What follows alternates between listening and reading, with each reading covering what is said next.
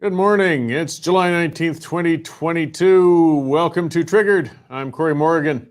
And let's see, we got Jet Gorgon already coming in from New Westminster on the left coast. My condolences.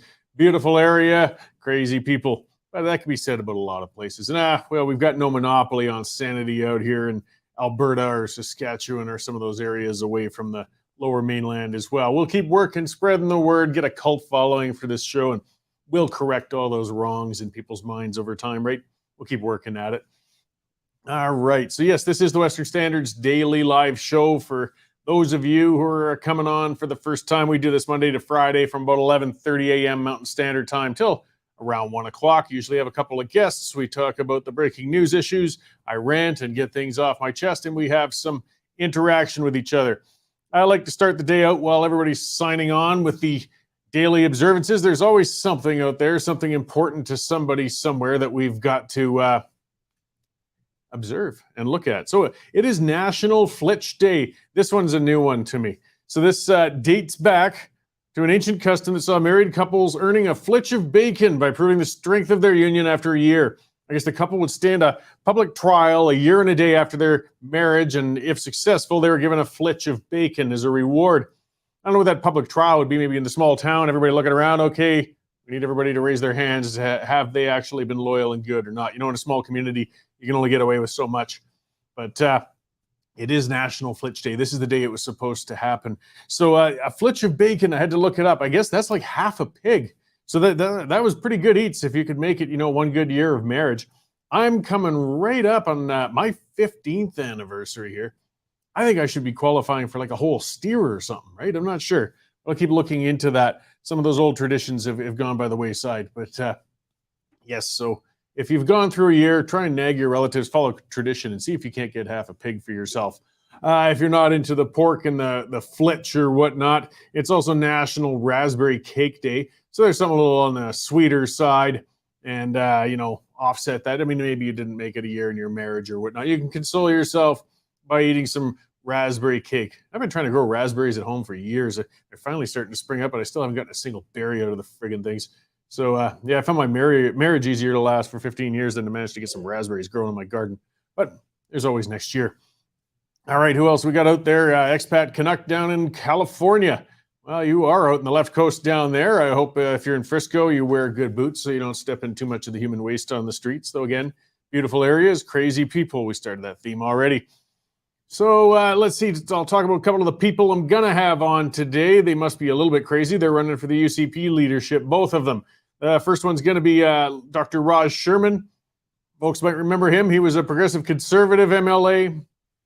Then he was a liberal MLA. Then he was the leader of the Liberal Party. And now he's putting his name in, trying to get in to run for the UCP leadership. So that should be an interesting conversation. After that, I'm going to talk to John Horsman. He was from the Alberta Treasury branch initially.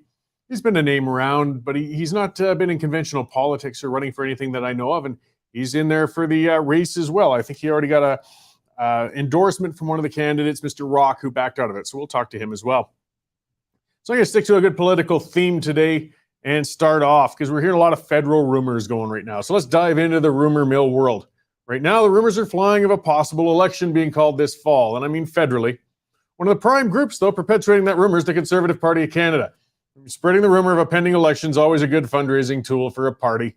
Donors can be tight during the doldrums between elections, but they'll open their wallets when they feel the opportunity to change the government might be coming around. So the party's happy to keep that rumor going, whether it's got basis or not. But there are reasons why these rumors are taking a bit of root this time, right now.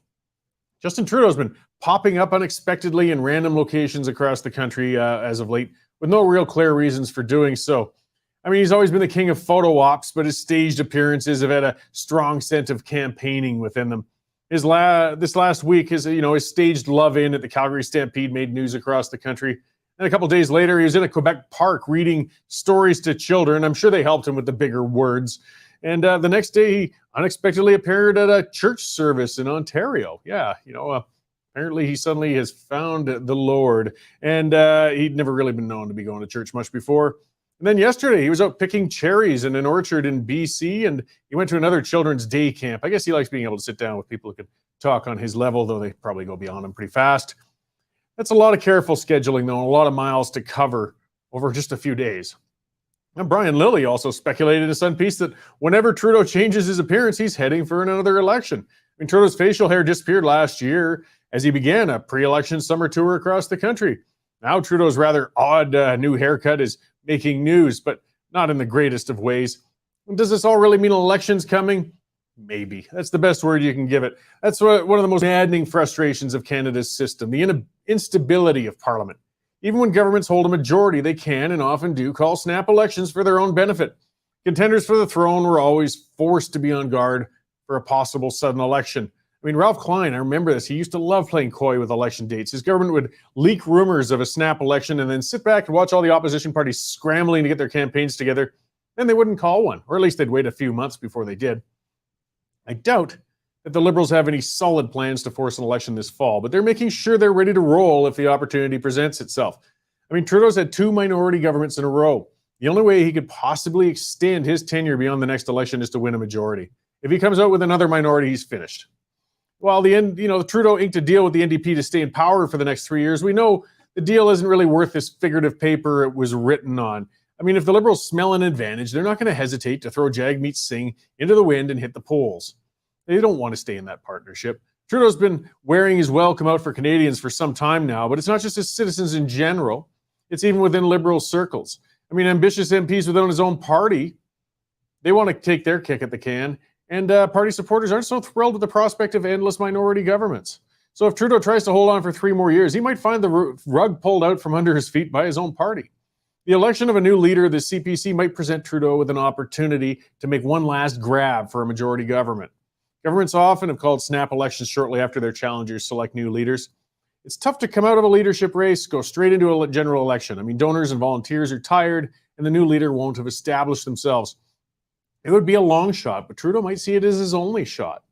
I mean, Trudeau is a self-centered narcissist. It's very conceivable that he could put his entire party in peril as he makes a last grab for power in a snap election. If such an election is called, we can rest assured it'll be among the most divisive and vitriolic we've ever seen as well. I mean, Trudeau's thrived on division, both regionally and ideologically for years. This time his tactics are going to be spurred on by personal desperation. He'll go scorched earth in order to, hopefully for him, gain a majority. If Trudeau, he's got no solid legacy to leave behind. He's caught in his father's shadow, and he wants to achieve something lasting during his tenure. He can't do that with a minority government. His personal vanity is more important to him, of course, than the needs of Canadians. So will there be a fall election? Right now, I'm going to lay my odds of that being about 4-1. Much more unlikely than likely, but not impossible. The behavior of Trudeau indicates lately he's seriously considering it. The only thing we can count in Canada these days is political instability. Either way, always be at the ready, guys. Okay, well, that's what I'm observing in politics today. Let's see what else is going on and check into the newsroom with Melanie Risden. Hey, Mel, how's it going? Good. I feel like we just had an election last year. It feels that way, right. Doesn't it? We did. Yeah, we've got a few things that we're working on. Brian Jean is lending a hand in getting signings of nominations for fellow candidates. Party leadership candidates can work together, he says. There is a Support the Dutch Freedom Convoy being planned in Alberta for this coming weekend. Looks like it's going to be leaving from Calgary Saturday morning. We've got information on that on the website. It's in support of farmers protesting their right to continue to farm in the Netherlands. In Saskatchewan, looks like there was a bomb threat at the University of Saskatchewan, and also two arrests with people with guns in Regina after a standoff with police. I believe that happened last night. Looks like the UK is battling some heavy heat waves. Apparently temperatures over 40 degrees, which, we see here once in a while, but they don't see that very often. So in a lot of cases, they are having a very difficult time dealing with that heat. We also have a think tank that says Ottawa emissions cap on oil and gas sector is targeting 1/4 of emissions. So just a small amount there. Public hearing for the Freedom Convoy inquiry will actually be live streamed on the internet. I suspect there will be quite a few people interested in watching that. It looks like there is a report that says billions of dollars spent on a program that was launched about 5 years ago from the Liberal government. It was called the Innovation Supercluster Initiative, and it was set to sort of garner 50,000 jobs. Looks like that came nowhere near creating that many jobs, perhaps maybe 11,000. And I'm working on a couple of stories actually, that will be out shortly. One is reaction to AHS lifting all of its remaining vaccine mandates. I know AHS announced a few months ago that it was allowing its medical workers to come back, but any new hires or students that were looking to be placed for their learning, for their placements with their programs, were going to have to show proof of vaccination. Well, all of that was lifted yesterday from AHS. And so I'm going to be speaking with quite a few of the medical professionals that were heavily affected by this, plus some of the lawyers that were supporting both medical professionals and students. So we'll have that coming up. I'm also dealing with a story on the Freedom Convoy book that was written and launched by Andrew Lawton. He is a journalist with True North, and apparently Indigo says they will not put it on their store shelves. So that's something I'm digging into, looking to get some comment on that one. And then our reporter, Eva, is working on a story about the ArriveCan app horrors. I'm sure that will be interesting. There's stuff circulating all over social media with that. And our reporter Amanda is working on a story where the LGBTQ community is kind of slamming anthropologists for labeling the remains that are found any sex. Apparently they shouldn't do that because the remains could have belonged to somebody who didn't identify as that gender. So yeah, that will be up on the website fairly soon here. Well, I mean, you think of these archaeologists, anthropologists. I mean, couldn't they find indications, feather boas, things of drag queens, such and that, and then they can identify how that skeletal remains might have identified. Right. I think really only skeletal remains remain after thousands of years. So really no other identifying features would be available to help identify the gender of those remains. So I guess we'll see some changes to the labeling process for those soon. Well, I would hate to be, an archaeologist who had some ghostly transgender haunting me because they were furious that I took a picture and captioned it as the wrong gender based on going on nothing but bloody science, right? Yeah, agreed. Yeah, we wouldn't want to do that. Okay, well, there's always plenty to raise the eyebrows going on in the news. I appreciate the check-in. And I was also going to mention Trudeau's haircut. What do you think of Trudeau's haircut? Well, as you can see, I'm not exactly one with a well manicured coif myself, so I can't get on too high a horse. Though, I'm not a person who built such a reputation on those beautiful flowing locks to begin with. I think, as I kind of said, it was one of the only real assets he had. What was he thinking by clipping it off like that? But yeah, I have to agree with you. I think, a lot of women in the beginning, before sort of Trudeau really kind of was making his platform, a lot of women just found him to be quite attractive, and yes, very often mentioned his flowing locks. But yeah, I agree. Not looking as dapper anymore with that haircut. That it's very comparative to Jim Carrey from Dumb and Dumber. Yep. Yeah, though Jim was a hell of a lot more endearing in my view, but I hold quite a bias. So we'll see what he comes up with next. Maybe before the election, he'll knock a chip out of his tooth. Yeah, maybe. All right. Well, thanks, Mel. I appreciate it, and we will check in with you after the show. Sounds good. All right. That is our Melanie Risden. And again, check our video channels because, boy, she's had some stuff that's just been knocked out of the park lately that's out there. And she does some great interviews and gets some folks. And some of it you got to watch. If you watch on YouTube, we haven't been posting some of that on there because if we talk about certain subjects, we get kicked off there. And all it's translated to, though, is Melanie gets lots and lots of views on the stuff she's been doing on our Facebook and Rumble channels. It's funny when we talk about Andrew Lawton, I guess Indigo won't put his book up. I mean, all he did, I had him interviewed. He was on this show about that book, and he's written on his experiences at the convoy. But things are changing, and it's great because, you know, if you want to look up Andrew Lawton, look up his book, you can get it from Amazon, you can get it directly, you can get it all over the place. These heavyweight book dealers don't carry the power and ability to censor like they used to. So to hell with Indigo, find it somewhere else. In fact, it gives more reason to bring attention to what's going on and what he's got in that book. It's only serving him. Likewise, when we got punted from YouTube a little while ago for the daring to talk to one of our reporters about something he'd been working on with Matthew Horwood, we took that interview and just reminded people that and put it on Facebook, and I believe it got over 100,000 views. Our interviews with our own reporters usually don't draw quite that traffic. So these efforts to censor are only backfiring. We're just finding other ways to get it out there. So keep up the good work, guys. You're not stopping us. You're just making us find new ways. We're going to reach out and we're going to talk about the stories, whether you like it or not. And this is where I like to remind everybody, the reason we've got people like Matthew out in Ontario, or David Creighton, who was on the other day, or we got Jonathan, who's moved out here into the Calgary office, and we got Mel, people all over the place. We're growing. It's because you guys have been taking out memberships. We don't take a nickel of tax funding. We never will. It's a point of pride with us. Hey, we wouldn't be worth a crap if we did. You can't trust something that takes tax dollars. You can't, because then you're beholden to the government. You're always going to, even if subconsciously say, we're not going to be that critical because we don't want to lose that money. We don't. We rely on you guys. So thousands of you have subscribed, and I thank you for it. I really appreciate it. That's why we're growing. There's obviously a void that needs to be filled, and we've been doing it. We always appreciate feedback and how we can better do it. And if you haven't subscribed already, guys, get on there. It's $10 a month, $99 for a year. You can get past the paywall, get, straight in there. There's so much content. I saw somebody the other day, it was a commenter, just saying, boy, there's so many articles I can't keep up because they were referencing one and we got confused with another.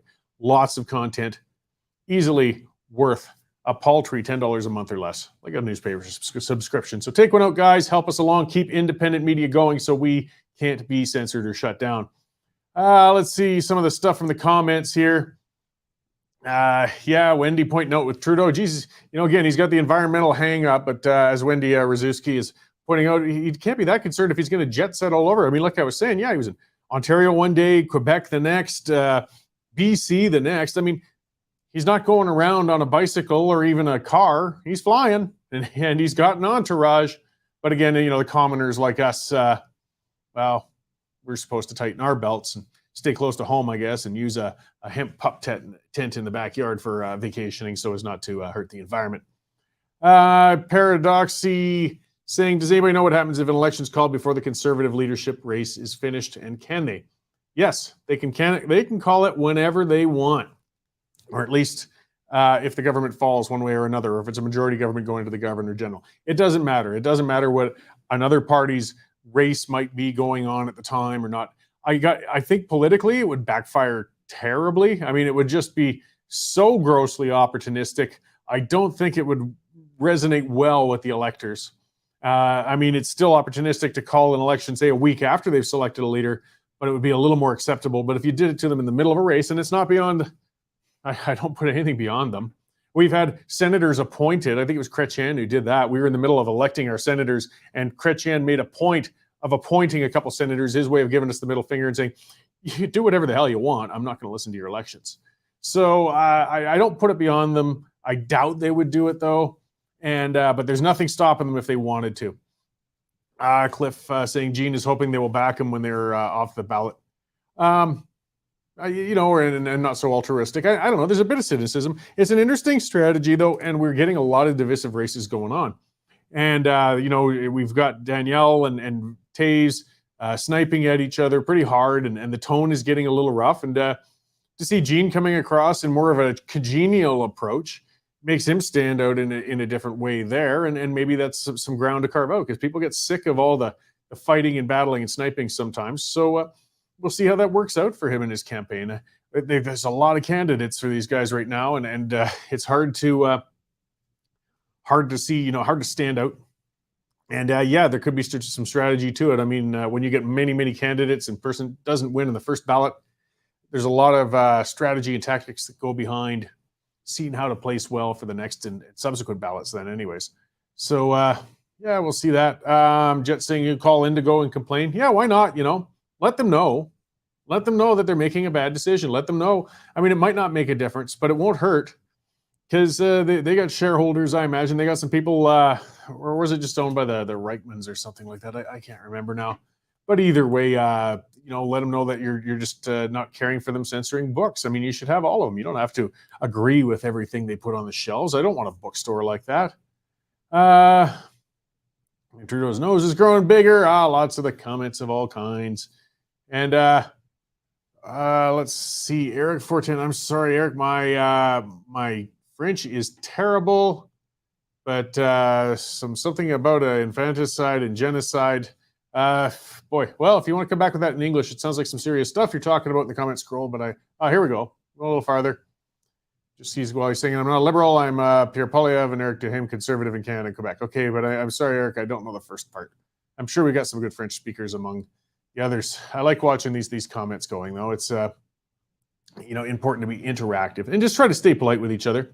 I had one of our commenters have something of a hissy fit because I mentioned him yesterday. He's probably watching with his blood pressure all wound up in the background there anyways. But hey, if you're going to come out at me, I'm going to slap back. I mean, who do you think you're getting on the case of? Come on, this is what I do. I'm not here to be a sweetheart. And if you have a problem with me, that's fine. But when you send me private messages too that get high-strung and so on, you can ask a number of references. Your odds of being told by me to go F yourself get very, very high. And I stayed within character and consistently and did so. Maybe that's what you wanted in the first place. But yeah, when you come in to somebody and give a push, don't be shocked when they pushed back. All right, let's see what else is going on in the news here while we wait for our next guest there, Mr. Sherman. He should be in fairly soon. Let's see. That thing Melanie mentioned in the news check-in with job claims being inflated. But, there's not a shocker. It reminds me of things like Calgary Economic Development and these things. They like giving the nice names, super clusters and stuff like that. And they spend hundreds of millions of dollars. In this case, the federal government spent $1 billion and only created 11,000 jobs, if that. And that's temporary things. I mean, with $1 billion spent, think about that. That's $1,000 million. Or 10,000 people, you could just give $100,000 each. So for what? And out of all of that, they created supposedly 11,000 jobs. And, that'll be hard to believe. Just get out of it. Cut the taxes, get out of the way, let the economy pick up, and people will get the jobs. We got a labor shortage right now anyway. It's not lack of jobs. But part of the problem, too, is we got such a screwed up economy that's bouncing around all over the place. And again, thanks to a lot of government policy, regulation, and meddling around, that industries are having a hard time getting going. Their margins are narrow. They can only do so much. I mean, people talk about the energy sector, well, why aren't they booming more? Well, how can you get anything done? Why would you do a capital investment in an area where the government is talking about shutting down your industry? With the health and safety regulations in the energy sector, they're insane. So guys, when we get government coming in saying they're going to create jobs, the best way they can create is just to get out of the damn way. When they get these subsidy pits like we're hearing, here, and we're talking about, we don't see a good outcome. So 5 years, $1 billion, and they barely started anything. But they came up with that beautiful buzzword, supercluster, which we don't even know really what it is. And I think it was supposed to be some tech space, like, again, Calgary Economic Development. I love getting on their case because some people think they're like a chamber of commerce or a business organization. They aren't. They are a slush fund managed by the city of Calgary from a distance. They made it a separate organization. That way you can't FOIP them. We can't even find out what they're doing with the money exactly anyways. And gave them $100 million and said, bring business into Calgary. Well, they've been doing a bang-up job. They pissed away millions trying to bring the Olympics in. That failed and ticked everybody off. The head of them, Mary Moran, was a catastrophic failure. She suddenly resigned out of the blue. We never did find out exactly why. We found a lot of Nenchi's very good fart catchers through campaigns and elections, found really good jobs with Calgary Economic Development while they were there. And $100 million they've been given, and Calgary has a record 33 and some % downtown vacancy. So these slush funds, these subsidy pits, these areas where we're tossing tax dollars saying we're going to build government or build jobs, build the economy, they don't work. You want to bring people downtown? Get police down there to clean the junkies off the street and make parking free. Then you'll get people downtown, then you'll get business, then you got people saying, I might want to relocate my head office down there because my staff won't be afraid to come down there and go to work. They won't be paying $400 a month to park in a downtown that's 30% vacant. But no, they feel they can subsidize their way through. There was one they called Rocket Space. I can't remember what that was about. The Calgary Economic Development was patting themselves in the back. We've drawn this great thing in. Oh, we're giving them, sure, we gave them some millions of dollars, but don't worry. I think after a couple of years, they finally went, oh, well, it kind of fell apart. So we just basically flushed some money down the toilet. But yes, here's another one of them. So I'm not sure where Mr. Sherman is. Hopefully he pops in fairly soon. Let's see, Canadians rate foreign demand. This is one of my favorites, actually. For our fresh water is one of the biggest threats to sovereignty. And this is from Department of National Defense Research. Okay, and that's fine. The DND did the research, and Canadians rate that as a threat. But guys, it's not. It's no threat to our sovereignty whatsoever. This is one of the myths. This is the crap that the Council of Canadians and Maud Barlow and a bunch of unions and a bunch of people put out in the late 80s and early 90s when they were fighting NAFTA. Because what they were doing was they built this myth around the big bad Americans. If we have NAFTA, they're going to steal our water. They're going to come up and take all of our fresh water. And they would show pictures of the California desert and say, look at that, they're dry down there. They really want our water. And they'll show Mead Lake, and it really is going down. It's darn near dry this year. Just because they would love to have our water from up here down there doesn't mean they can get it. How the hell are they going to get it? Look at the logistics. Look at it. Are we going to pipeline it right through the Columbia River Valley, right across the 10 different river valleys just to get it down to the south on the west side of the country? Or we're going to bring it across the Mississippi? Guys, it's not going to happen. The Great Lakes are already shared by the Americans and the Canadians, and they're not pumping them dry. They can't. Water isn't actually very easy to move, not economically. I mean, you can put it in pipes. Cities do that, but it's a relatively small volume. You got to think it's heavy. It doesn't compress. You've got to push it through those lines. You got to build that pressure. And in order to do so, I mean, the costs are huge. You think of a pipe that's even 5 feet tall and pushing water, the amount of resources it would take to move that much water through a pipe, say across North America. And do you know how much water that is? A small creek. But we keep that fear going, and that's what our armed forces now is saying. We got a threat to our sovereignty. Come on, expand a little more. How? I've heard some crazy stuff, especially when crazy Maud Barlow was putting that out there, and her organization always sucks a lot of tax dollars as well. They're just a union bunch. Haven't heard much about them lately, but they made their big thing with the, again, anti-free trade thing. There was things like, oh, they're going to take, I heard of them snapping off icebergs from the Arctic and floating them down. I've heard them taking tankers full of water and moving it down. Guys, none of that is economically viable. If a private company wants to come up and buy our water and take it, go for it. Let's sell it. Holy cow. Absolutely. How much does the Fraser River just dump into the ocean every second? How much does the St. Lawrence dump into the other one, or the Mackenzie to the north? Guys, the water just goes into the ocean. If some clown wants to pay us for us, why are we stopping them? It's not going to run out. We hear that too. A lot of people get all upset. I mean, they loved using Nestle as the poster child. Oh, Nestle's stealing our water for next to nothing. Okay, and a couple of things. No, they aren't. I mean, that's almost the same as giving a company crap if they have a factory that pulls oxygen in and compresses it and uses it within the factory. Because people are saying they're getting that water and they're barely paying for it. They're paying a small royalty. But what they're also doing is employing thousands, paying billions in taxes, whether it's income, corporate, local fees, all sorts of things. And they're turning that water, yeah, people say water is a human right, sure, but once you bottle it and clean it and purify it, then it becomes a commodity.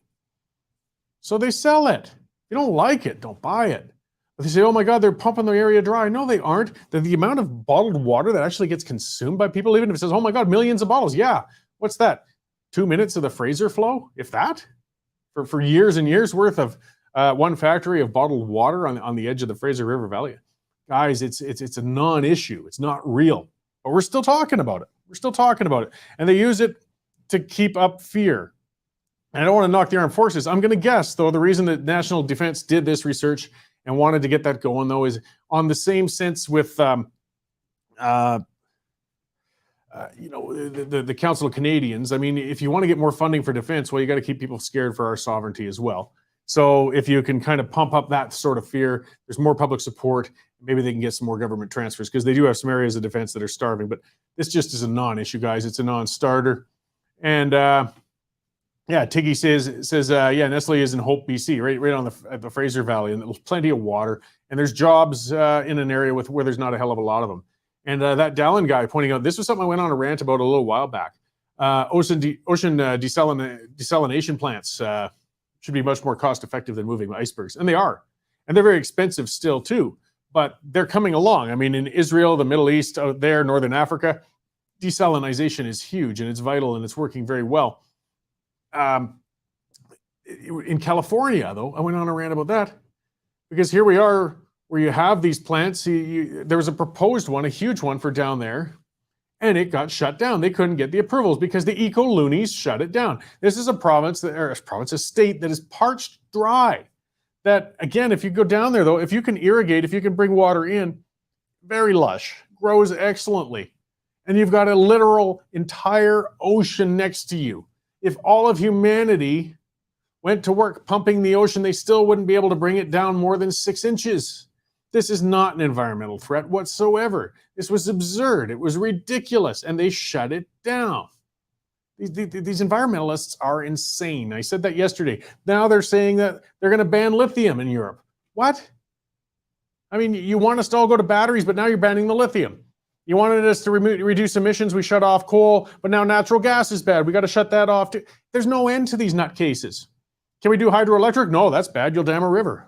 Nuclear? No, we're shutting those down. What the hell are we left with? California's bone dry. They got an ocean next to them, and we've got the technology to convert that and use it, and they've shut it down. Counterintuitive madness. But a lot of it is this mythology too, stuff like that. We listen to these environmentalists. I mean, that was part of the case they made in California too. It wasn't just that. It was that we don't want to turn water into a commodity. We don't want people charging for it. It's a need. Oh, so you'd rather have everybody just not have it than have people actually pay for it. We pay for it anyways. You always pay for something. That's that other myth. Hey, things from the government are free. Have you ever looked at a check? I think a lot of the people who do believe that everything from the government is free, of course, are people who don't actually get paychecks. They get, some sort of welfare. You pay for everything you get. There's no free healthcare. There's no free water. There's no free electricity. There's no free rides, guys. Everything comes at a cost. Somebody had to work and get those resources to you somehow, somewhere. We've got water issues. There's real ones. Polluted water is a big issue. And I mean, I tell you, that's sickening when if there's a corporate pollution going into water or even individuals, it should be cracked down on. That's areas where I'm disgusted. I hate seeing garbage in rivers. I hate thinking of grandfathered manufacturing facilities that can dump their laden waste into a fresh water body and things like that. That's a real issue. But somebody coming up and stealing it, guys, it's not going to happen. It's not going to happen. Just because it's a need, just because we want it, doesn't mean somebody's going to come get it. I say open it up. Say, come on up. Whoever wants, pay this much a liter, come help yourself to Albertan water. It's always been a commodity. If you're a farmer getting irrigation, you have to pay the irrigation district for a certain amount of water use. It's always been a commodity. And they had to use the expense of building canals, ductwork, things like that to get it to you. Fair enough. Likewise, if you're getting it into your household, or even way back when I was surveying for seismic jobs, you'd have to pay the MD or areas where you're going to pump the water to put into your shot holes when you're drilling to set the dynamite. Selling water is nothing new. Get over it. It's a commodity. Why I'd say in Sun Lakes get over pump because every other local with a water source acts like the water's made of diamonds and too precious to let people sell it. Yeah, again, if you've got a commodity, you're going to preserve it if you want to keep selling it. There was a bunch of hipsters went bananas because of Rapid Ascent. It's a little brewery up in North Calgary. They make some great beers. And they tried a different thing, though. They got some water from a creek that's up by Fortress, the old ski area in the mountains west of Calgary. And they were canning some of that and selling it as mountain water. Oh, my God, you're stealing the water from the mountains. Well, what else? It's going to run all the way down into the Elbow River and get to Calgary anyways. They just grabbed it a little earlier. And we're talking about the volume. 2 minutes of flow total a year? I don't know, but not a lot. But these environmentalists are insane. They're crazy. And they act as well when We got to preserve water. Well, do you think when we use water, it vanishes? It disappears from the ecosystem? Hey, when I drink it, it comes out the other end of me. Some's going to sweat as well, but it goes back into the system now. It's going to need some processing and cleaning. It's not advisable to drink it again, unless you're, what is that, Bear Grylls or something. That's his fetish, not mine. But all the same, eventually it'll go through the system. The water molecules are still there, and they'll get there. In Calgary, go down to the area where you're seeing that water treated going back into the river down there by the bridge. I mean, you can fish. There's huge trout down there. I used to call them turd snappers. I don't think I'd eat the fish down from that, no matter what they claim on that. But all the same, the water goes back into the system, guys. It doesn't vaporize. It doesn't vanish. You spray it on your lawn, it evaporates. It goes back into the system. You don't want to be wasteful with it, particularly treated water. But it's not something we're really that low on. Let's see what else we got. Oh, yeah, paper water box things. Yes, yeah, Justin did his part to save us from that.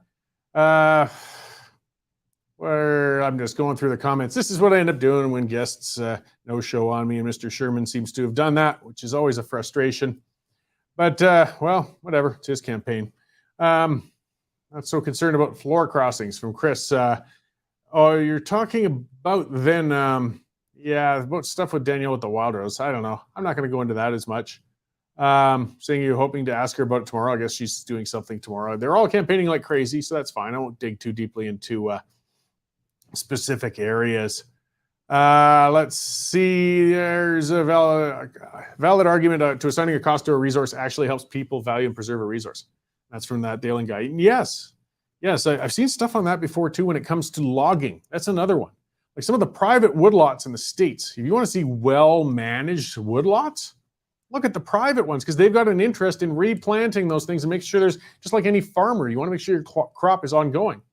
The worst forestry management, and some of it's gotten better due to regulation and some things. I'm not wholly against regulation. I just want to see a minimum of it. Was that a lot of areas where they got actually, permits to cut on crown land, or down there would be, state forests and such, because then they would just cut like mad. It's not theirs, right? You don't have that interest. So then you will cut closer to riparian areas, or you are going to be less inclined for erosion control, or you really are going to need that gun to your head to replant. If it's your own, you want to make sure that it's a functional, accessible, healthy forest that's reproducing and growing. And, if you've got a good, healthy forest, it's good for everything else around it, all the fuzzy bunnies and all the rest of the stuff that comes with that. So, don't assume anything run by the government is always going to be better. Let's see what else we got on the go. Okay, so we got to be some other stories I can rant about water. Oh, yeah, the AHS. There's another one. So they've backed off on the mandates for vaccination for staff. Finally. Here's where we start getting painful. The government's admitting then, obviously, that keeping people vaccinated is not keeping people around them any safer. There was that mythology that they happily like to put out, was as if vaccination will stop or hinder the spread, and that's been proven very wrong. I mean, I still am feeling, well, we'll see. I think vaccinations have reduced adverse outcomes for people. I'm not against all regulations as well. I won't go into it, but I had to pop by the emergency room a little while back. And on the way into there, I had to, sanitize my hands and put on a mask. And it wasn't for me, it was for somebody else. But either way, okay, because I'm going into a building, a hospital, with a lot of vulnerable people, a lot of immunocompromised people, a lot of sick people. For the sake of my own protection to a degree, and maybe theirs, I will mask up and do those things. If I go into a senior center, somewhere like that, where people are more vulnerable, and if there is something going around, I'm okay with masking or again, sanitizing, or again, I like to think, some common sense, even pre-COVID. I mean, hey, if you've got a bad cold or flu, you shouldn't go to a hospital or a senior center anyways. I mean, these are people that can be taken out by what's a relatively minor sickness for a younger, healthy person.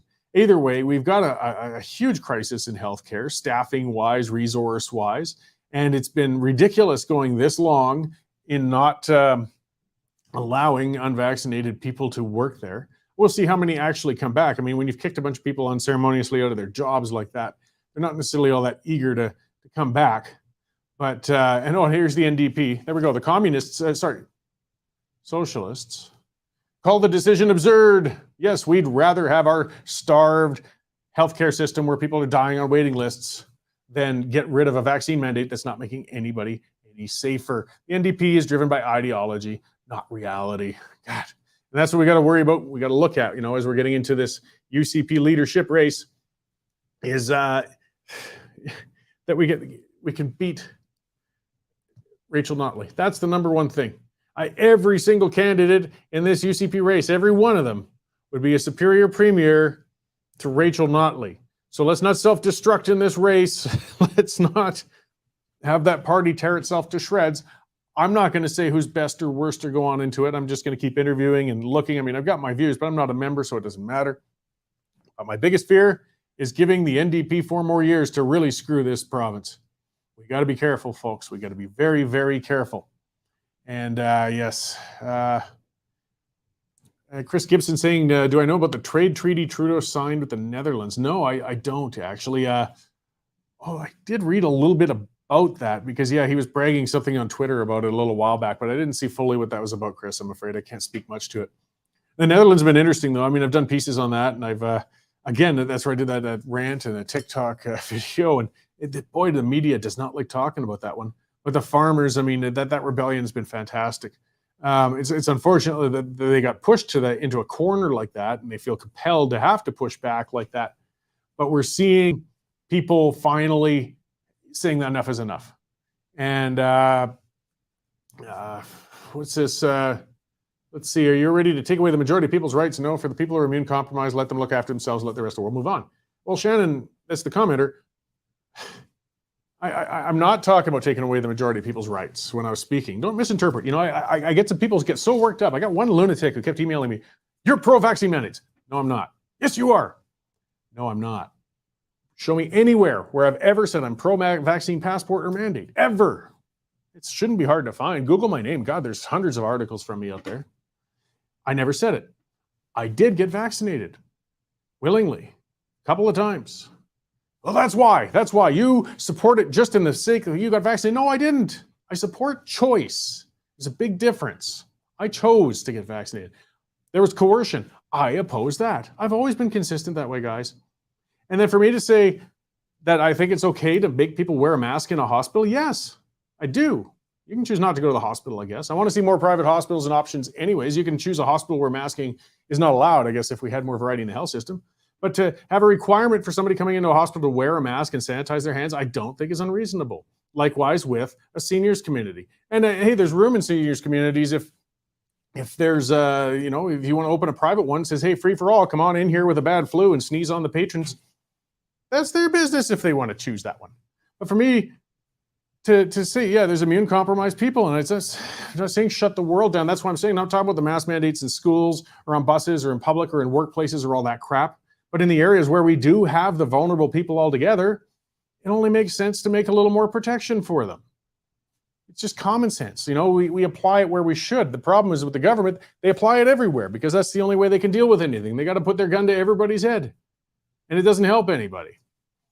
Let's see. Kira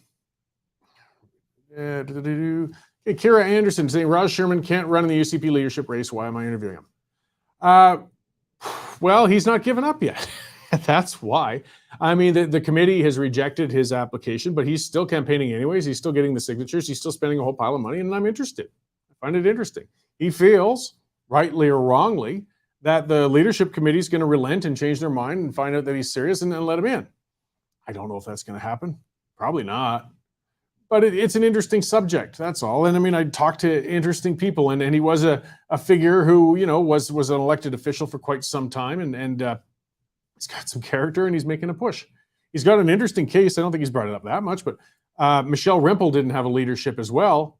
And then, the leadership committee said, okay, well, we've listened to you and we'll make an exemption for you. You can run for the leadership race. And then she turned around and kicked them in the balls and said, this party's not worth running for, and went back to Parliament.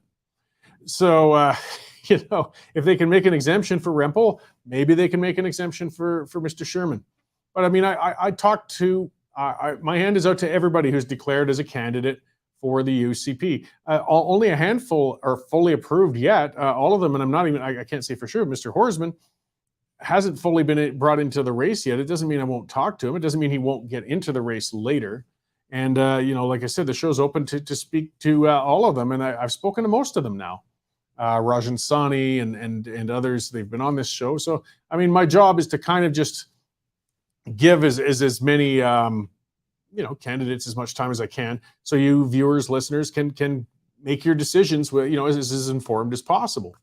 So I won't say yes or I won't say no to any particular candidates at all. It's important to get them on.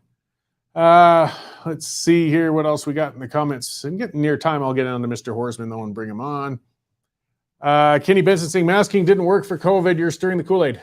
Kenny, masking does work for a whole lot of things. That's why it's been done in medical practices for the last 100 years. I'm not talking about masking mandates. So please, people, think a little harder. I'm not talking about mask mandates. I'm not talking about public masking. I'm not talking about school masking. I'm not talking about masking on the bus or the airplane. In a hospital full of sick people, yes. And they've been doing it for a century for a reason. And likewise in senior centers. Differentiate between mask mandates and areas where it is important. I mean, there's some rooms where a person is extremely sick and they just do not let anybody visit them. It's not an infringement on the rights of other people not being able to get into that room and visit them. It's protecting that person who's very, very sick.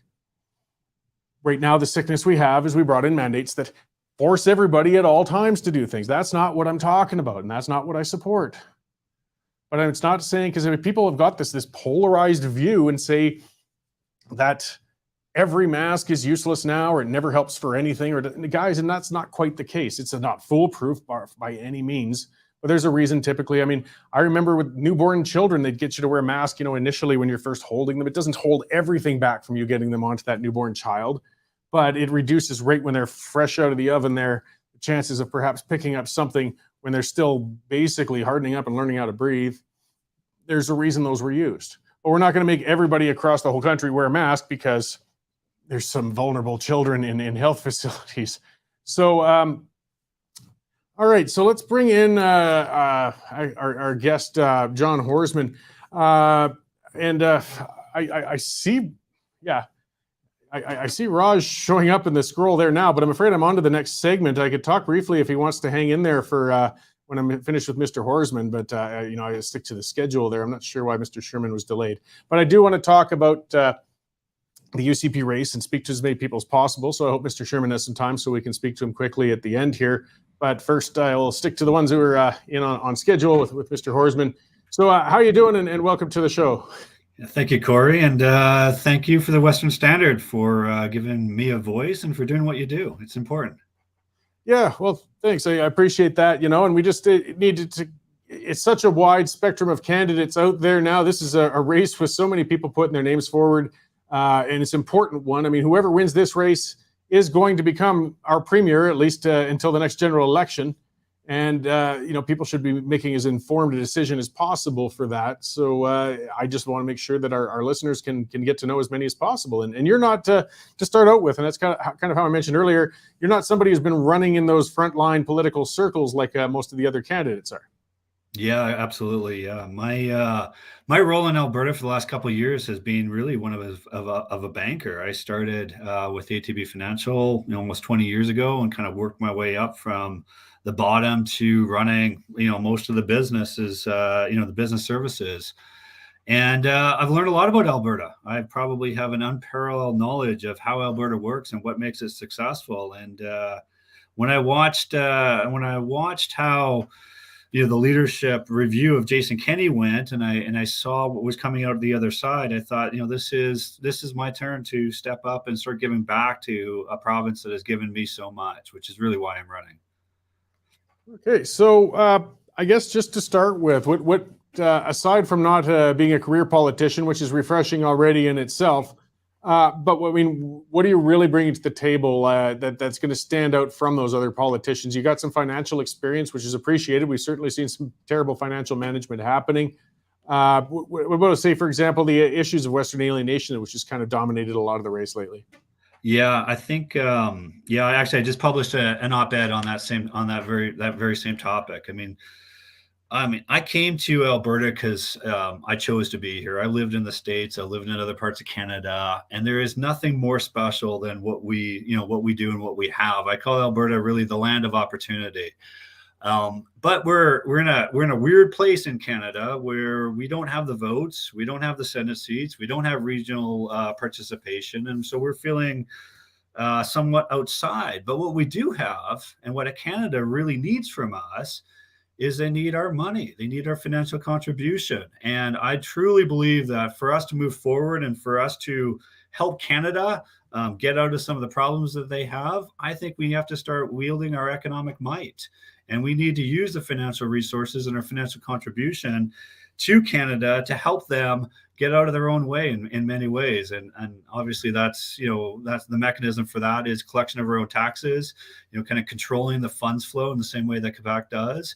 The administration of our own pension assets to ensure that there's capital available for the core industries that make for Alberta's prosperity: agriculture, energy, innovation. These are important.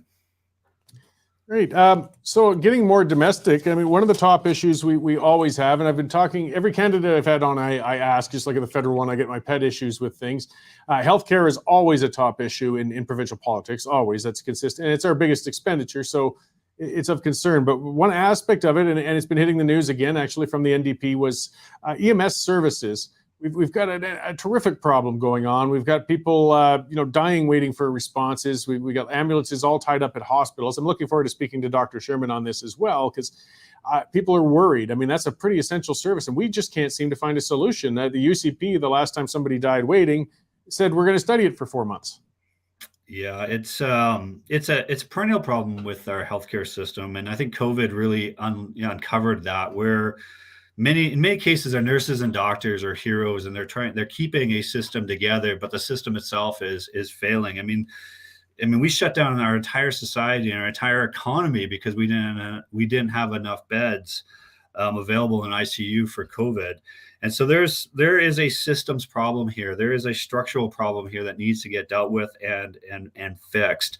My history, I'm the guy that people always sent in to fix big, gnarly, difficult problems. I'm the guy that went in to put systems and structures in place to sort of drive solutions that we need. And the EMS problems, the ambulance problems, are all a function of just a system that's not really built for the kind of scale that we're dealing with today. And I think COVID really uncovered a wave of volume that's going to go through our health system that we're going to have to be prepared for. And so we're going to have to fix it. And it's not the nurses and the doctors; they're doing an incredible job. It's the system and the structures. Yeah, well, that's something we consistently hear. I mean, when people get in for treatment, Canada has some of the best professionals in the world and great facilities. But boy, you could be waiting a terribly long time. And with something like a health issue, the wait is everything sometimes. Yeah, no, that's right. That's right. And so that needs to be dealt with. But that's also why a lot of Albertans have called on me to come forward and offer fresh ideas, fresh perspectives, frankly, a business perspective in terms of how to get things done. And for me to move forward, it's really important that I get more Albertans, behind me to support me and to get these new ideas out there. We've got a lot of politicians, sort of running in this race. And, in many ways, they're going around and around on the same issues without really effective solutions. I think this is Alberta's chance to get a new voice and a new perspective.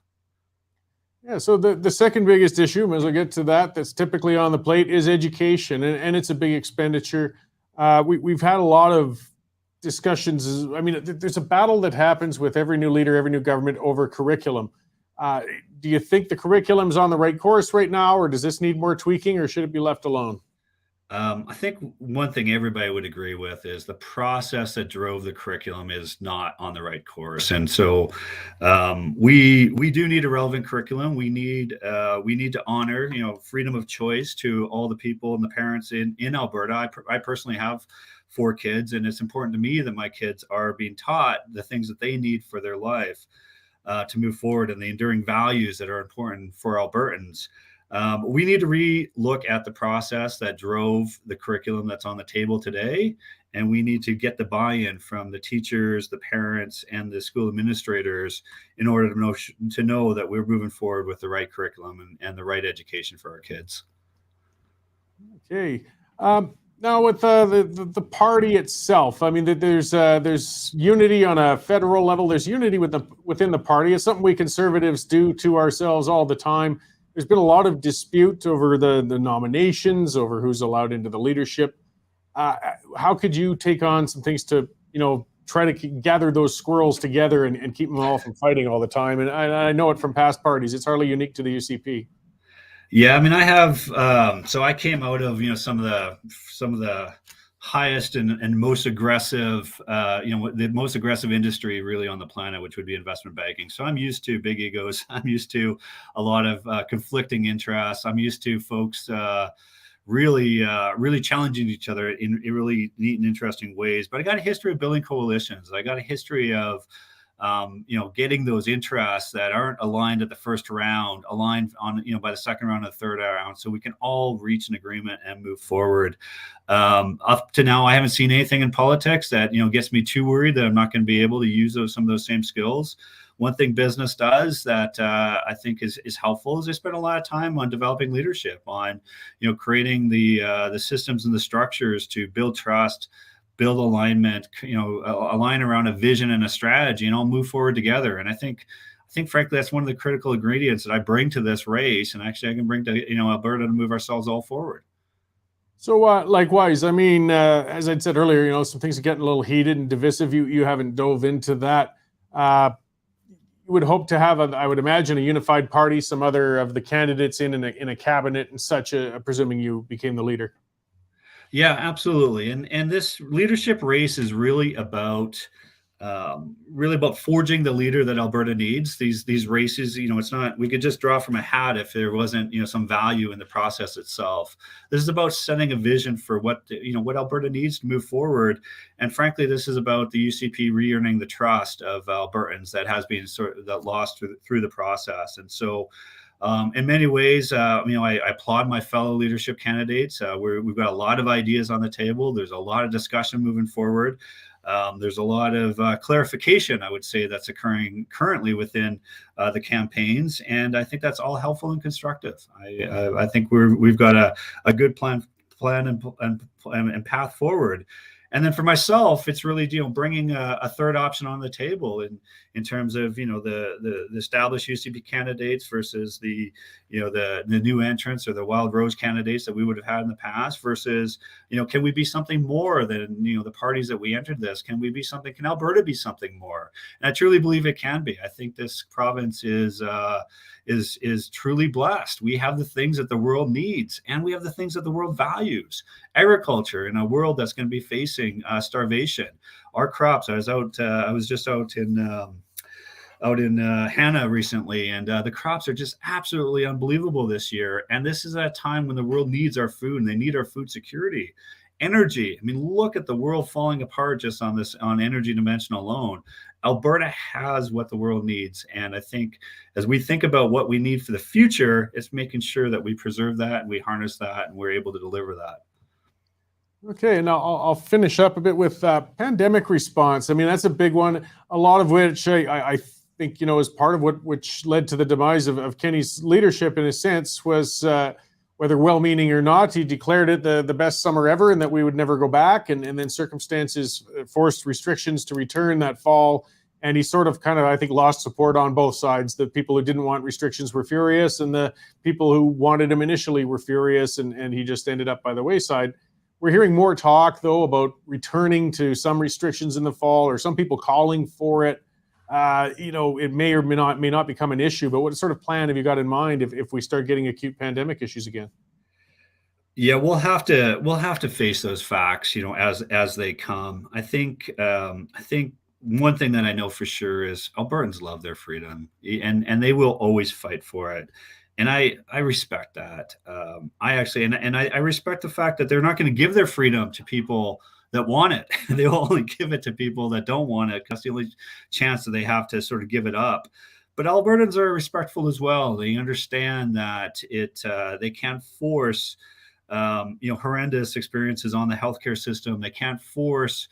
You were talking earlier about just the respect of putting a mask on when you go into a hospital facility or senior care facility, just because of the vulnerability that sits in those facilities. I think Albertans know what the right path forward is, And we've learned a lot. I mean, we've had lots of different rules. We've had lots of different, ways under which to, to kind of try and comply with the COVID restrictions. We'll use those best practices and we'll use what worked to move forward. But I can't predict what the next wave could look like, and I can't predict how resilient our healthcare system will be in the face of that, to be able to say we're going to go one way or the other. Great. So, I mean, what else would you like to say, that issues I might not have covered that are in your platform to let our viewers know, why they should consider selecting you as the leader for the UCP? Yeah, well, I hope everybody would have seen my the Alberta Prosperity Plan, which is really a plan for the resource revenues that we're going to be experiencing just, as early as, the next fiscal, the fiscal year. Alberta has put, I would say, 50 to 75 years of diligence into build, our oil sands and build our resource revenue up to the place of sort of where we are today. And now we're faced with this surplus. And the big thing on the table is, do we let the government come up with a good plan to spend our money? I say no. I say no, not at all. I think we put a structured plan together where, 25% goes to debt repayment, 25% goes to savings, 25 goes into, increasing the capacity that we need in Alberta today. And then 25% go to the people of Alberta, because in these times of challenged affordability, are also times when we generally have high resource revenue. And I think people of Alberta know what to do with their own money better than the government ever can. And so I'm the candidate that's proposing that. Great. Well, and I imagine you'll be campaigning hard in the weeks to come. You're getting up on some deadlines. Where can people find more information about your campaign, where upcoming events are, all that good stuff, in case they want to participate or donate or just write you to yell at you?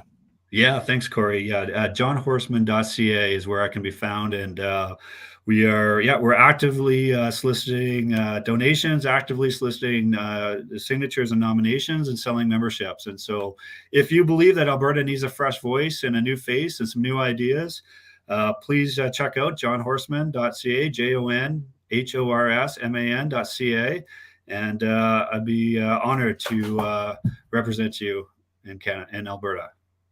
Great. Well, I really appreciate you coming on to talk to us today, Mr. Horsman, and I hope we can check in with you farther down as the campaign develops. Great. Thank you. Great. Thanks. Okay.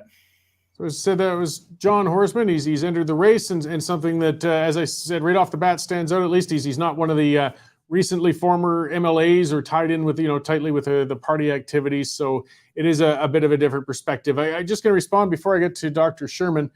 Some of the comments too, some people are asking, why didn't you hit harder on some of this or that? I'm kind of trying to, this is my first round with all the leadership candidates, and there's a lot of them, and I've gone through most. So I'm sticking to a lot of the basic questions to start, unless they want to initiate new subjects, of course.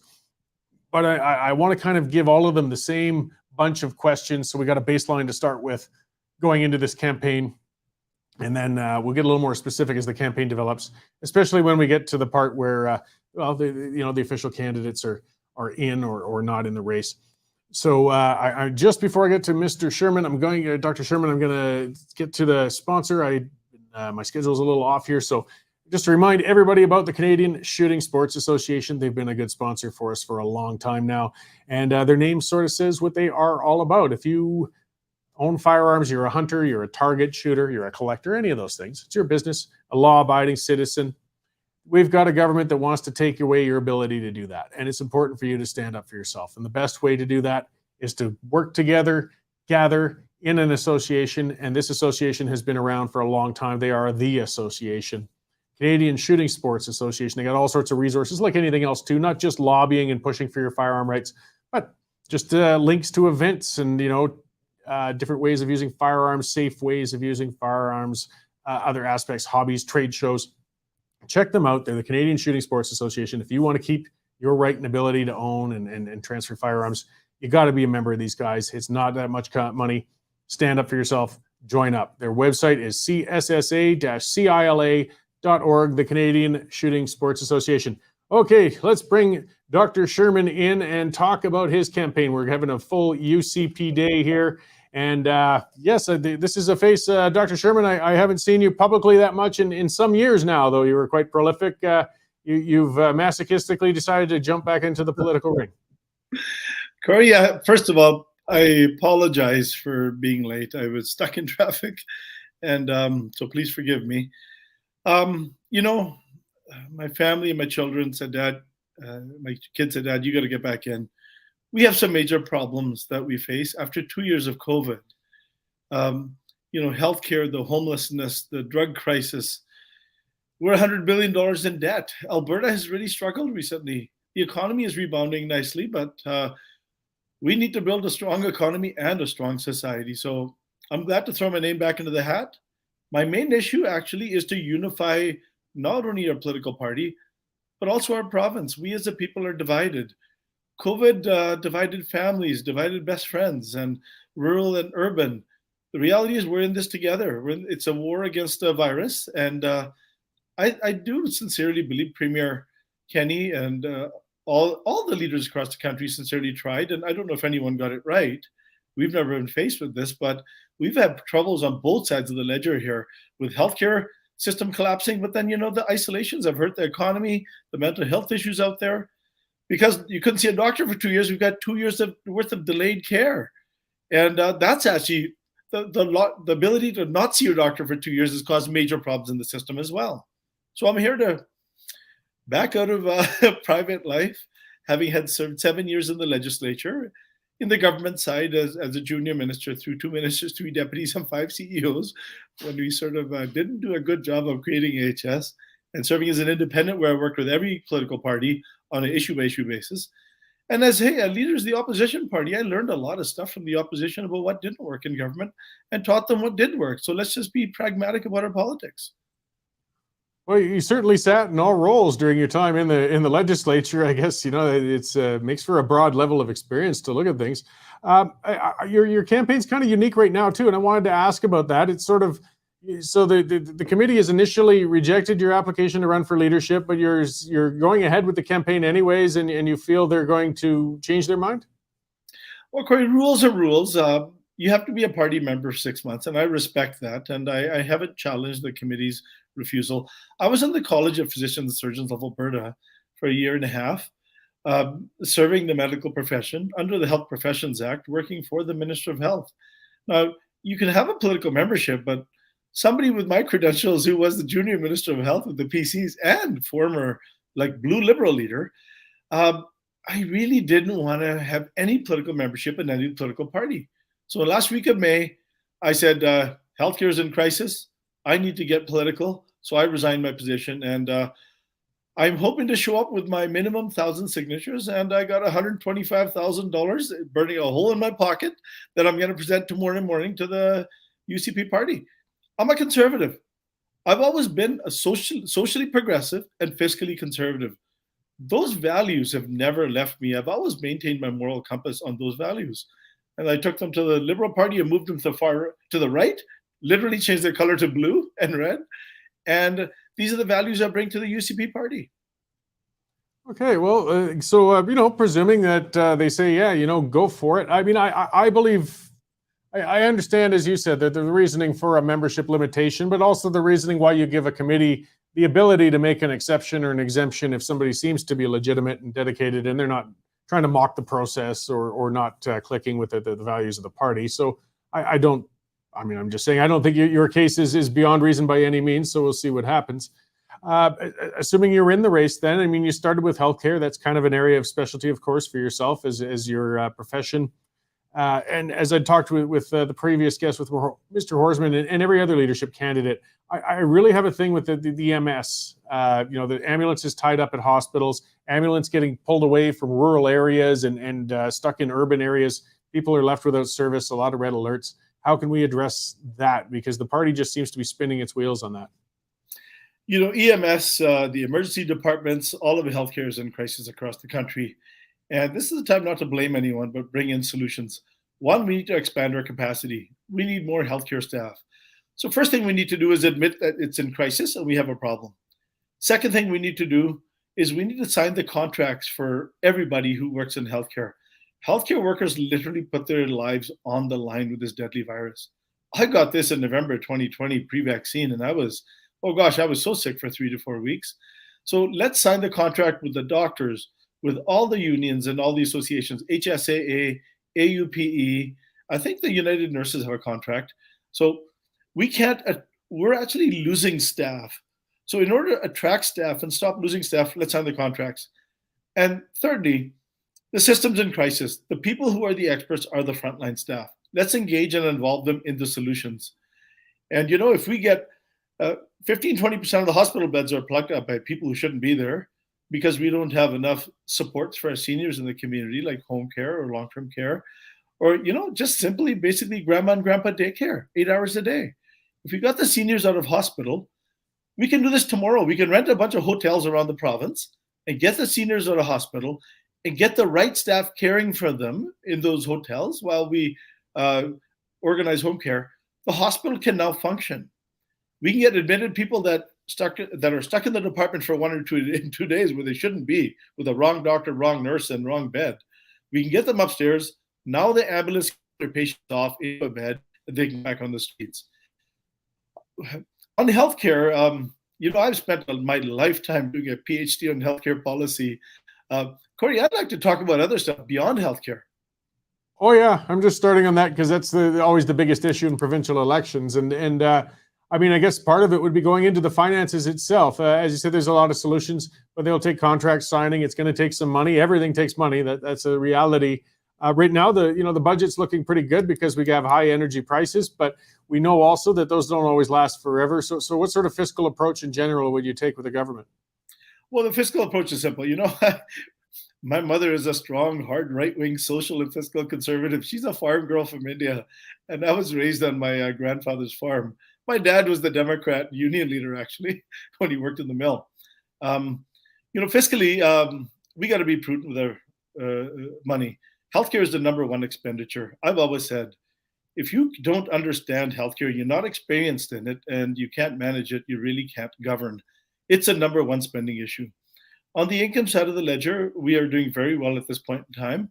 I would believe, when you bring in a new leader, a new government, I believe in zero-based budgeting. Let's go through every line item of every ministry and say, all the band-aids that we put on for political crises in the past, do we really need them? Let's rip them off. Let's reassess every dollar that we are spending in government. I don't know what the budget is, maybe $50 billion and then some. Secondly, the most important thing is, let's look at our economy. We need to diversify our economy. A Raj Sherman government is going to build an oil refinery, and we're going to start manufacturing plastic using 3D printers. I'm going to get pharmaceutical manufacturing companies setting up in Alberta. And even vaccine manufacturing companies, so we never are last in line for vaccines. Let's start moving to cloud computing. You need colder weather. Northern Alberta is the ideal place to move all the cloud computers from across the world. This is the type of economy we need to move to. And to do that, we need an investment in our education system. Yes, let's involve the parents and the teachers and the students and world experts. I'd like to transform our education system to do what the Germans have done. Let's get our kids doing trades, whether it's nursing or boiler making or electrician. My brother's an electrician. Why wait till grade 12 to do that? Let's start that in grade 10 or 11. Let's make sure every young person finishes high school and finishes 2 years later with a ticket. And if we actually did that for nursing, instead of finishing a high school diploma, then a 4-year degree, we would have an RN 2 years out of high school. We could immediately gain lots of staff in the system. And investing in post-secondary education and K-12 and early Head Start programs, and in fact, lifelong learning for every Canadian, including new Canadians, let's get them up to our standards, get them working. This is an economic enabler, a good education system, and a healthcare system that enables our citizens to get fixed up and back to work. It's actually a good economic enabler. If you don't work if you're fixed for 6 months, you're in disability for life. And industry is paying for it, and families are paying for it, and it's costing us money. So from a commenter, Pat Andrusiak, saying, as well with refineries, as you'd mentioned, you need pipelines for refineries. And I guess not just a local thing, but it's a point to bring up. One of our big challenges, and it's been a big issue in this race, is our relations with Ottawa. We're having difficulty developing our infrastructure for energy. We have some ideological differences with the federal government. How can we address the alienation and clashes we're having with Ottawa right now? Cory, I believe in being respectful. You get more bees with honey than you do with vinegar, We're in this together as a country, and really, we do need leadership at the federal level. And I'm not seeing the leadership that's required to bring a country together. Our country is politically divided. As soon as you cross Ontario, the federal election is over. And our federal leaders need to, especially the Liberal leaders, need to understand that Western Canada, we're an integral part of this country where we generate lots of jobs. I'd always said when I was the leader of the Liberals, Bob Rae and Trudeau and I would always be button heads. Every time they came to town and called for a tanker ban on the West Coast and a pipeline ban, I'd say, come on, guys. You got tankers leaving the West Coast and you're getting 2 million barrels a day from the socialists in Venezuela on the East Coast. So what we would do in fact, what we should do, whether I'm elected as the leader of the party or not, good ideas to be shared with everyone. Let's talk to Saskatchewan and Manitoba and British Columbia. Let's us Western Canadians do a transportation and utility corridor across our provinces straight to Hudson Bay where the Churchill grain port is. Let's buy hydroelectric power from British Columbia and Manitoba late at night when it's cheap to get down the cost of our energy and reduce our carbon dioxide footprint. And let's run all our gas lines to that port, double hull tanker the oil over the Irving refineries. That way we don't have to send our tankers down through the Panama Canal or sell our oil to the Chinese or the Americans. It's 60 cents on the dollar. That just doesn't make sense. We also need to get a pipeline to Prince Rupert. I grew up in British Columbia and Squamish, BC. We can't go through environmentally sensitive areas. Let's go to Prince Rupert and take our pipeline up north through Alaska.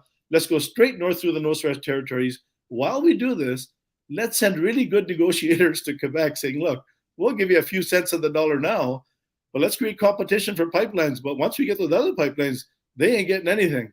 And you know what? Let's also get that Keystone pipeline down to the U.S. Yeah, I guess negotiating directly with the Americans, that's kind of the point we've hit at, where Premier Kenney has had to go to Washington. I'd say ostensibly, it's ironically just after or just before he got kicked out of the leadership, but he did a really good job representing Alberta down there. It should be the role of a federal government to do that, but we know that when it comes to standing up for a policy, we'd have to. So I could presume you would like to maintain direct provincial American relations? Cory, when I was Liberal leader, I never spoke of it, and I paid my own way. I was on a way to a family wedding in Boston, and I asked my assistant to call President Obama's office, said, I want to meet the president. I want a meeting in the State Department. I'd like to meet the Energy Environment Committee. While I didn't meet President Obama, I met Raul Alvalar, the head person running the DNC. I got a meeting in the State Department, and I got a meeting in the Energy Committee that was run by Baba Gesser and Senator Manchin and Mary Landrieu in the Energy Committee. I met the Environment Committee, which was Senator Barbara Boxer, Sheldon Whitehouse, and in walked Bernie Sanders, and we got into a heated disagreement about the oil industry and the pipelines, and we just had to respectfully agree to disagree.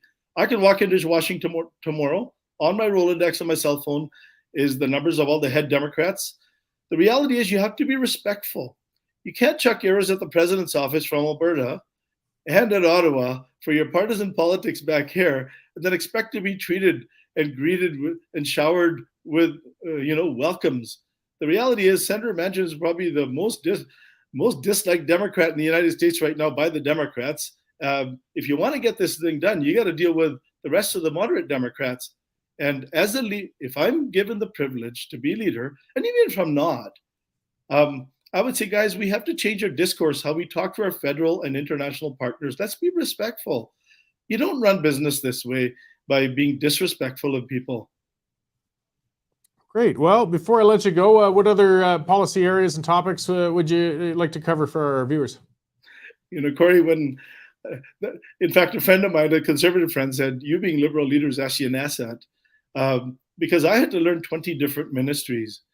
And as an older, wiser guy who's been there 7 years, who lived a lifetime in politics, I understand how government works. I would ask everyone, please go to electraj.ca. I don't have a lot of stuff up on there yet, because I was the last person to enter. But right now, phase one is sign up and help every person running for the leadership go to their websites and sign up and help them get nominated. The deadline is tomorrow, 5 p.m. It's a team game. We're a team. We're not competing against one another. We're all helping to build the conservative movement. I'm on the moderate end of it. I'm the only candidate from Edmonton. And yes, I have been called Mr. Healthcare in the past, but that's not my only issue that I'm running on. I think it would be dangerous for our province if we had a socialistic majority government with $100 oil. So we have to work together as a team, put our differences aside, and focus on what we have in common. I think it's time for Alberta to build a strong economy and a strong society. We have to deal with the homelessness, the poverty, the addictions, the mental health issues, the opioid crisis that plagues our communities. We must invest heavily in education. And, our seniors deserve our respect. They've done their part. They need to live out their lives with dignity and respect. And simply, I think it's an opportunity for us to refresh the party and improve the reputation of our province. A Raj Sherman Conservative government will take this province to levels never seen before, where we'll give you world-class services and we'll get you great value for money from the union. Honored and humbled to be a part of this race with these amazing people that are running. And you know what? Please look at all of them and all of their platforms. But right now, the immediate urgent need for all of us is our nomination. It's the people who are chronically robbing his business. And as a former business owner who got robbed a number of times, I can relate with this man. So that's going to be a very good conversation. So tune in again tomorrow, guys, at 11:30 a.m. sharp, and I'm looking forward to seeing you then.